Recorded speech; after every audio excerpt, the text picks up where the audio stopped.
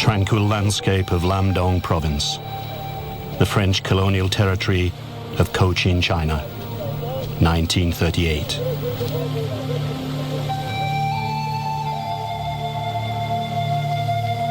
Cochin, China is part of the French Empire in the east, a colony they call Indochine.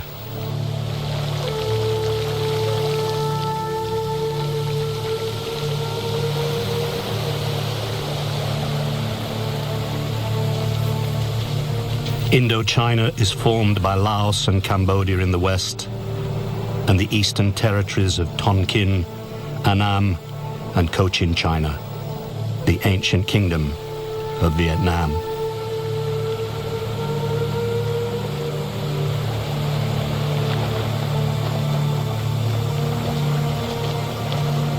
Fiercely independent, after successfully resisting invasions from China for centuries, the native peoples have been living under French rule for over 50 years.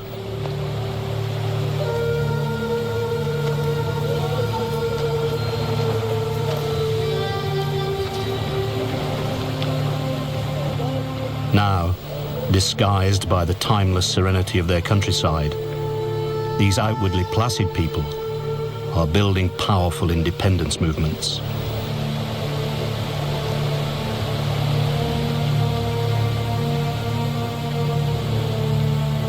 Almost 40 years of desperate struggle and appalling suffering will follow.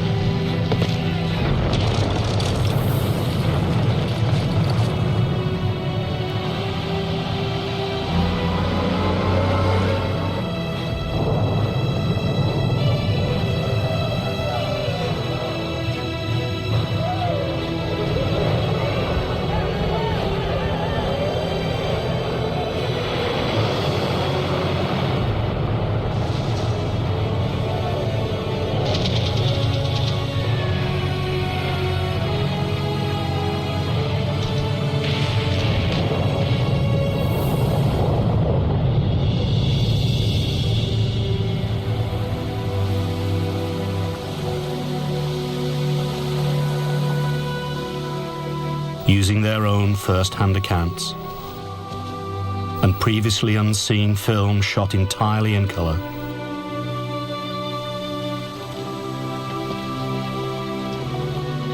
this is their story.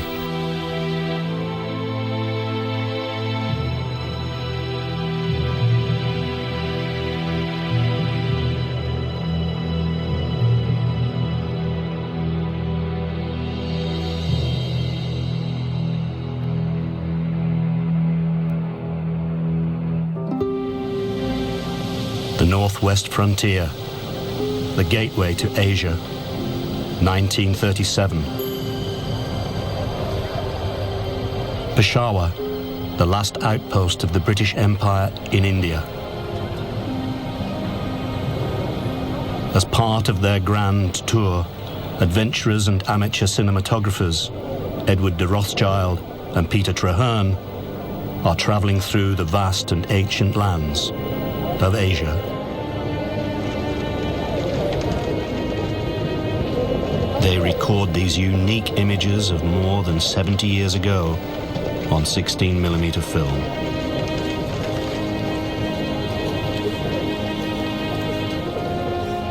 They have never been broadcast before.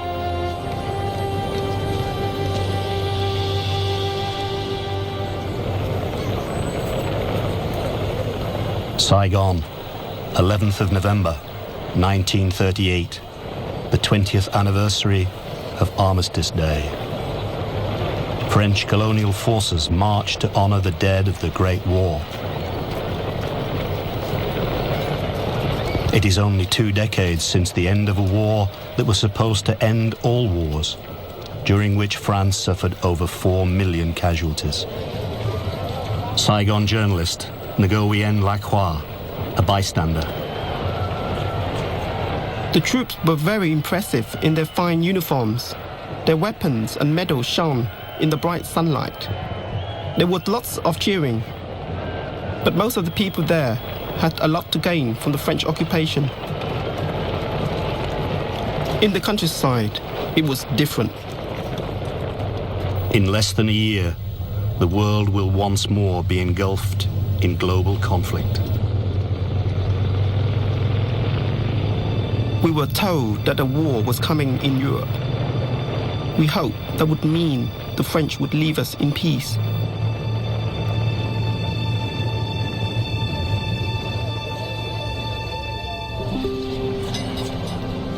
Saigon has all the trappings of the colonial good life.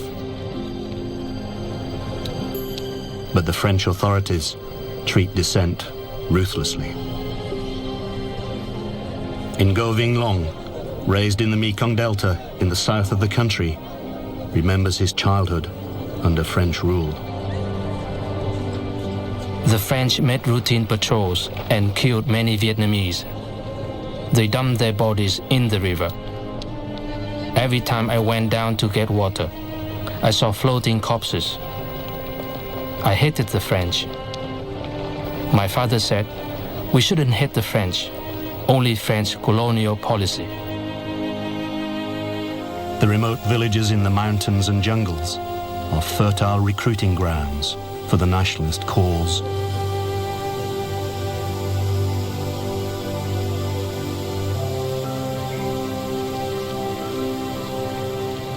Long's father is active in the struggle.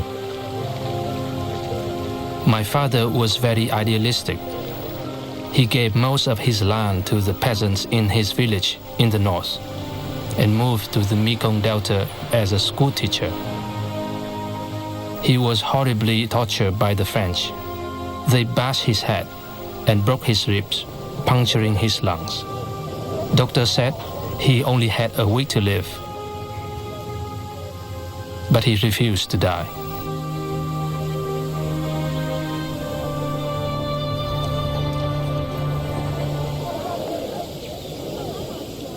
Fort Puplek, a French fortification in the Krai district of southeast Cambodia, 1938. It has been built to keep at bay the local people, a tribe the French call le Moi Sauvage, the wild Moi. The Western colonial powers espouse the virtues of liberal democracy. So many nationalist movements look to communism for ideological support, especially the Marxist-Leninism of the Soviet Union.